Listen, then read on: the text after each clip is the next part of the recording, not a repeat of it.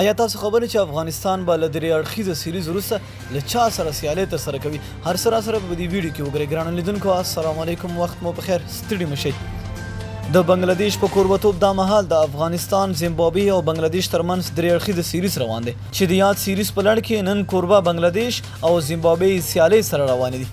په روان درې اړخیزه سیریز کې افغانستان کرکټ ملي لوبډلې یوازې 2 سیالۍ ترسره کړې دي چې دواړه سیالۍ د افغانستان په بریا سره پای ته رسېدلې دي.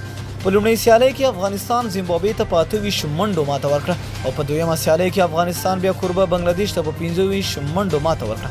افغانستان کرکټ ملي لوبډله به له درې اړخیزې سیریز وروسته د ویسټ انډیز کرکټ ملي لوبډلې سره نومبر میاشت کې سیالۍ پیل کړي. د یادونې وړ ده چې افغان لوبډله به یاد سیالۍ په هند کې ترسره کړي او دغه سیالۍ به د افغانستان په کوربتوب ترسره کیږي. ټاکل شوې ده چې د افغانستان په کوربتوب به یو ټیسټ او د 20 ورځو سیالیو لوبه لړۍ او همداراز 3 یو ورځنیو سیالۍ سیریز ترسره شي. نو مینه او مننه دوستانو چې ویډیو مو سره تر پای ولیدله. که ویډیو مو خوښ شوی وي د سره لایک کړئ او د خپلو دوستانو سره یې هم شیر کړئ. تر بلې ویډیو د الله په امان.